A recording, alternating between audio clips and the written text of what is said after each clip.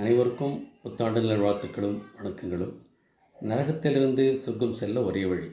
ஸ்ரீமத் பாகவதம் சொல்வது என்ன? இப்பொழுது பார்க்கலாம். முன்னொரு காலத்தில் பரீட்சித்து மகாராஜா சுகர் மகா முனிவரிடம், முனிவர் பிரானே, பாவம் செய்தவன் அடைகின்ற நரகங்கள் என்ன? அதை எவ்வாறு போக்கிக் கொள்ள வேண்டும்? நரகத்தை அடைந்த மனிதன் அதை போக்கிக் கொள்ள ஏதாவது வழி உள்ளதா? ஒரு மனிதன் பாவம் என்று தெரியாமல் செய்த பாவத்திற்கு பிராயச்சித்தம் செய்து விடுகிறார். அவருடைய நிலைமை என்ன என்று கேட்டார். அதற்கு சுகர் முனிவர், மன்னனே, நரகம் சென்றவன்தான் தண்டனையை அனுபவித்துத்தான் ஆக வேண்டும். ஆனால் ஒருவன் செய்த பாவத்திற்கு இறப்பதற்கு முன்னமே பிராயச்சித்தம் செய்துவிட்டால் அந்த பாவத்திலிருந்து தப்பிக்கலாம்.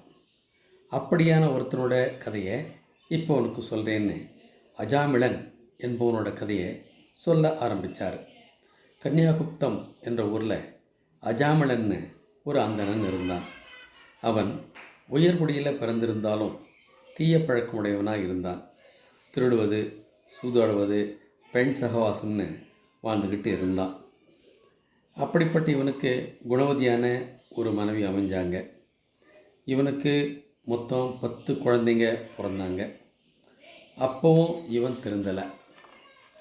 கடைசி மகனுக்கு நாராயணன் பேர் வச்சார். அதோட தினம் நாராயணா நாராயணான்னு கூப்பிட்டாரு. அஜாமிழனுக்கு வயசாச்சு, முதுமை, நடக்கக்கூட முடியலை. வாழ்க்கையோட கடைசி கட்டத்துக்கு வந்துட்டார். ஒரு நாள் யமதூதருங்க வந்தாங்க. பாசக்கேத்தை வீசி கட்டினாங்க. இது அஜாமிழனுக்கு தெரிஞ்சு போச்சு தன்னோட கடைசி காலம்னு. உடனே தன் மகனை நாராயணா நாராயணா காப்பாற்றுறான்னு கேட்டான். அப்போ ஒரு அதிசயம் நடந்துச்சு. விஷ்ணு தூதர்கள் அங்கே வந்துட்டாங்க. யம தூதர்கள் போட்டிருந்த கைத்தை விளக்குனாங்க. இதை பார்த்த யம தூதர்களுக்கு ஒரே கோபம். நாங்கள் வீசிய பாசக்கீற்றை எடுக்கிறீங்க, என்ன தைரியம் உங்களுக்குன்னு சண்டைக்கு போனதோட நீங்கள் யாருன்னு கேட்டாங்க. அதுக்கு வந்தவங்க, நாங்கள் விஷ்ணு தூதர்கள், பகவான் அனுப்பி வந்தோம்னு சொன்னதோட, யமதூதர்களே, இவர் அப்படி என்ன தப்பு பண்ணார்னு கேட்டாங்க. அதுக்கு யமதூதர்கள், ஐயன்மேர், இவன் மகாபாவி, தாலி கட்டிய மனைவியை கவனிக்கலை, தன்னோட குழந்தைகளை கவனிக்கலை அப்படின்னு சொன்னாங்க. அதுக்கு விஷ்ணு தூதர்கள், இன்னமும் கொஞ்சம் விளக்கமாக சொல்லுங்க அப்படின்னு கேட்டாங்க. ஐயன்மேர், இவன் உயர்குடியில் பிறந்தார், எல்லா ஒழுக்கங்களையும் ஒழுங்காக கடைபிடிச்சார், உண்மையே பேசினார், அன்பாக பழகினார். ஆனால் ஒரு நாள் காட்டு வழியில் போகும்போது ஒரு தாசியை பார்த்தாரு. அவளோட முகத்தில் விழுந்ததோடு நில்லாமல் பல பெண்களோட பழக்கமும் இவருக்கு இருந்துச்சு. அதனால் அவரோட செல்வமெல்லாம் கரைஞ்சி போச்சு.